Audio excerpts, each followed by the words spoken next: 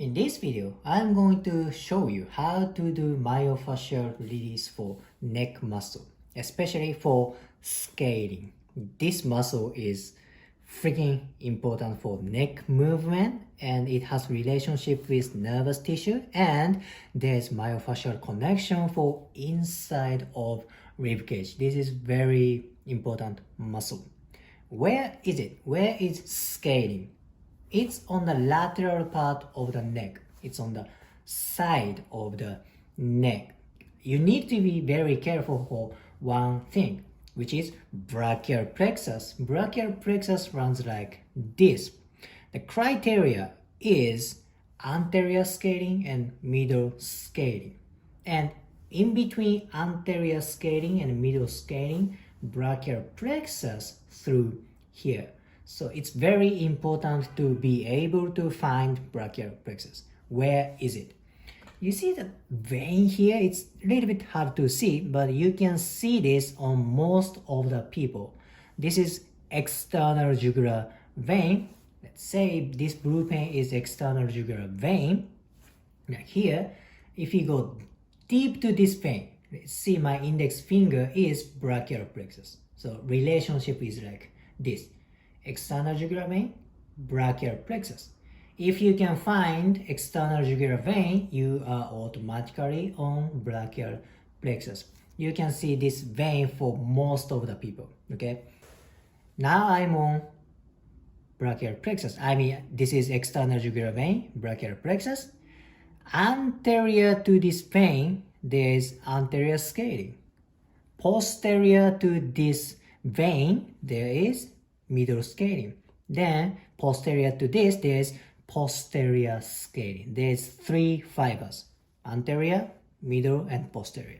Criteria is external jugular vein and brachial plexus. So you avoid here. You definitely avoid working here. So for example, I will work on middle scaling. I use my tips of fingers, go deep into the scaling, and I kind of slide or stay there. You need to go sink into the fascia of scaling. Don't go strong this area because there is brachial plexus very close to here. If your client complains numbness or pain, you're most likely pushing the brachial plexus. Do not do it. Then fascia starts to react, so you follow the reaction of fascia. If you want to use tip of fingers, you just cut the nail. Sharp nail can hurt the skin. You sink in. I am on middle scaling. If you want to work on posterior scaling, you just go posterior. I will explain the relationship. If you find external jugular vein, deep to this vein, there's brachial plexus. From brachial plexus, you go anterior, there is anterior scaling. From brachial plexus, go to posterior, there is middle scaling. Then go more posterior, you are on posterior scaling. Okay? You should remember this relationship. Okay? Then there's more interesting relationship for anterior scaling. If you go close to the rib cage, the anterior scaling has fascial connection into the thorax, inside of the thorax. This is very interesting. That's why if anterior scaling gets tight, it can pull the rib cage this way. Not this much, but that can create tension to the inside of the thorax. This is very, very important. If you want to work on the anterior scaling, you need to be very careful for other nerves, like phrenic nerve. Phrenic nerve runs very close to anterior scaling. Be aware of that.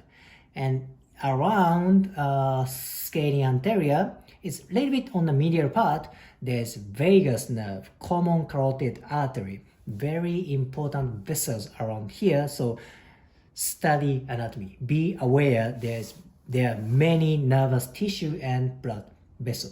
So anterior scaling, very important. However, it's very delicate, fragile area.